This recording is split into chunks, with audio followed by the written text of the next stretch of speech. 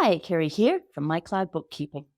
A lot of business owners reach out asking about which categories they should be using in their business and if the chart of accounts is accurate. Your chart of accounts populates your reports. In this video, I'm going to explain how each category is pulled from the chart of accounts so you can look at your reports and determine if the categories in your chart of accounts are working as they should be. I'll be using QuickBooks Online for my example, and what I'll be showing you will work for any accounting software. If you're using Excel, you'll likely only have income and expenses and will not be able to produce a balance sheet. I have a whole other video about the balance sheet, and it's really important for managing your cash flow and in order to reconcile your transactions.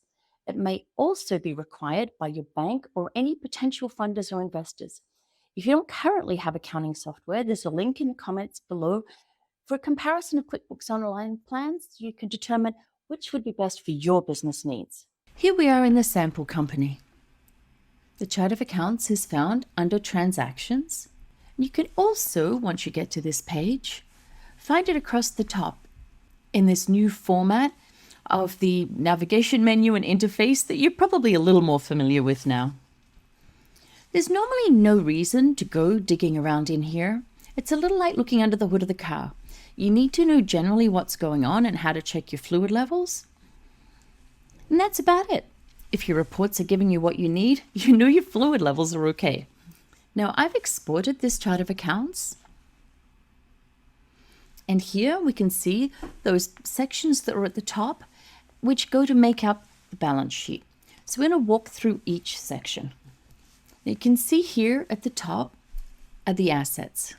These are the things the business owns or are going to receive. Down below here are the liabilities. These are things that the business owes to others. At the very bottom, we have the equity section. This shows the value to the owners of the business, including any profit or loss from all of the years of operation. Now, a quick word on current and non-current. If you're not likely to repay or receive something within 12 months, it would be considered non-current. For example, a mortgage on your building or these notes payable, or any machinery, the truck we can see here, that you expect to own for a long time. Anything readily available, such as cash in the bank, an inventory you're going to sell, or your credit card balance are current. I do have a video with more detail on the balance sheet, so I'll click the link. I put a link up there for you. Now here is our actual balance sheet. As you can see, the assets are all grouped together and the total's $23,436. If we scroll down, you can see the liabilities are also totaled. And then when added to the equity, equal the total of the assets, the $23,436. And this is why we call it a balance sheet. Now let's go back to our chart of accounts. These are the sections in the chart of accounts that are going to flow through and make up our profit and loss statement. The income, cost of goods sold, and the expenses. So let's have a look at how they flow directly through to our actual profit and loss statement. So this is an activity statement. You can see what the business has sold, what the expenses were, and at the bottom, you can see the profit for the period of that statement. This will show you how the business is doing. Now note that if you had expenses showing up in your balance sheet in error, then the profit won't be correct.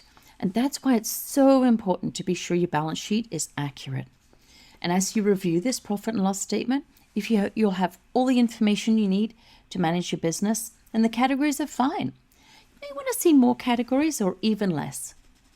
In the example earlier, if you added vehicle expenses, you may want to split out repairs, fuel, insurance, etc. Or you might be happy with the total. And this may change, and there's no right or wrong answer as long as you're getting the information you need. You can split out the utilities, you can collapse them. All of these are important just for you looking at your results to manage your business. Let's go back. Here we are in our chart of accounts, and as we scroll down the account type, hopefully this makes a little more sense. Top are the things the business owns, the money in the bank, money owed from customers, inventory to sell, some furniture. Next we see liabilities, what the business owes, followed by our equity accounts. Then we get to the profit and loss items, which are sales, cost of sales, and then finally the expenses. Hopefully that removes some of the mystery from chart of accounts. Check out the link to QuickBooks Online plans below, and also feel free to download my month-end checklist. It will help you ensure your numbers are in order each month.